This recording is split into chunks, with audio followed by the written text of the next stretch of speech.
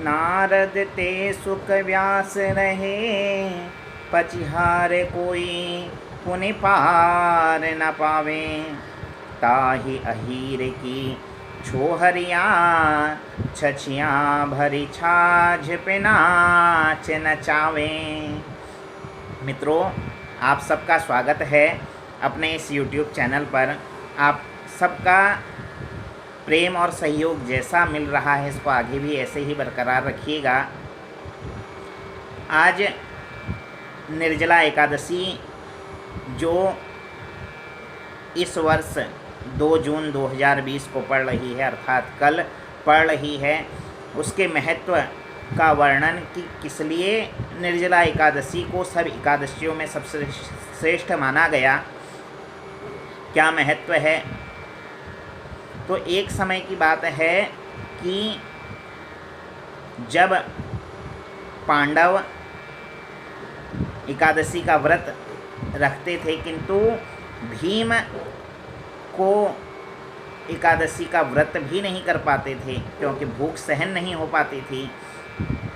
तो उनको भगवान ने कहा कि हे भीम, तुम केवल वर्ष में एक बार यदि निर्जला एकादशी का व्रत भी कर लो तो वर्ष की संपूर्ण 24 एकादशियों का करने का फल आपको प्राप्त होगा। तो यही एकादशी का महत्व है कि यदि श्रद्धा भाव के साथ इस निर्जला एकादशी को भक्त करें तो संपूर्ण 24 एकादशियों को करने का फल प्राप्त होता है। अपने में विशिष्ट है यह निर्जला एकादशी। भीम के द्वारा इस निर्जला एकादशी का व्रत किया गया, इसलिए एक नाम भीमसेनी एकादशी भी इसका पड़ा। तो कहते हैं कि भगवान स्वयं भीम को इस व्रत के महत्व को बतलाते हैं।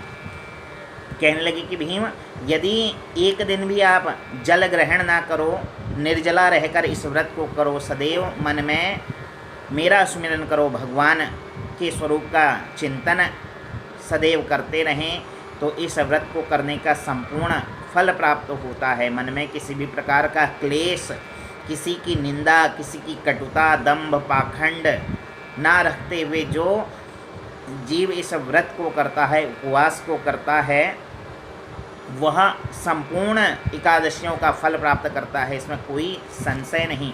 और उपवास का तो नियम ही है कि जिस देव के प्रति आप उपवास रख रहे हैं, दिन भर उन्हीं का चिंतन हो। उपास्यते समीपः इति उपवासः, कि आप जिसका उपवास कर रहे हैं सदैव मन में उनका ही चिंतन करते रहें, तभी वह श्रेष्ठ फल देने वाला है। मुख में सदैव ओम नमो भगवते वासुदेवाय इस मंत्र का चिंतन हृदय में चलता रहे। ऐसा ना हो कि केवल मुख से नाम चिंतन हो रहा है और मन चारों तरफ घूम रहा है। इसलिए कबीरदास जी भी लिखते हैं, माला तो कर माही फिरे, जीव फिरे मुख माही, मनवा तो चहु दिशि फिरे, यह तो सुमिरन नाही। श्रेष्ठ सुमिरन वो है कि सदैव मन से जीव भगवान के नाम का सुमिरन करता रहे। ओम नमो भगवते वासुदेवाय, ओम नमो भगवते वासुदेवाय, इस मंत्र का चिंतन करते रहें। यदि सामर्थ्य है तो निर्जला व्रत को करें, और यदि सामर्थ्य नहीं तो फलाहार के साथ इस व्रत को करें। तो अपने सामर्थ्यानुसार बतलाया, क्योंकि सामर्थ्य शरीर की रक्षा भी श्रेष्ठ है। शरीर को ध्यान में रखते हुए उपवास करना है। और यदि शरीर में सामर्थ्य नहीं, उपवास करने का भी सामर्थ्य नहीं, फलाहार रहने का भी सामर्थ्य नहीं, तो भगवान के नाम का चिंतन तो जीव कर सकता है। तो हर क्षण भगवान के नाम का चिंतन करें। यदि उपवास निर्जला रख सकें तो अच्छी बात है, श्रेष्ठ बात है। रात्रि में भगवान का जागरण करें, चिंतन करें। अगले दिन द्वादशी में इसका पारायण करें। किसी ब्राह्मण को जल का दान दें, मीठे जल को रख कर ब्राह्मण को उसका दान दें, अन्नदान आदि करें। और उसके बाद भगवान का चरणोदक को ग्रहण करते हुए उपवास का पारायण करते हुए जो इस प्रकार इस निर्जला एकादशी का व्रत करता है वह संपूर्ण एकादशियों के व्रत को प्राप्त होता है। व्यास जी कह रहे हैं कि यदि फलाहार रहते हुए कोई इस व्रत को करता है तो जो ध्रुव महाराज जी ने भगवान की तपस्या की, जो प्रथम मास में उन्होंने तपस्या की थी, उस तपस्या के फल के समान उसको फल की प्राप्ति होती है।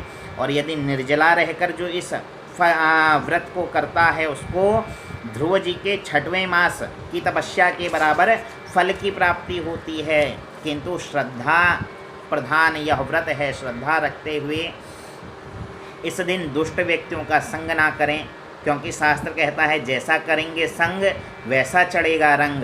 तो मन में सदैव भगवान का चिंतन करते हुए, भगवान की झांकी को हृदय में धारण करते हुए जीव इस व्रत को कर दे तो उसको संपूर्ण व्रत का फल प्राप्त होता है। इसमें कोई संशय नहीं है। तो संशयों का त्याग करते हुए जीव इस व्रत को करे।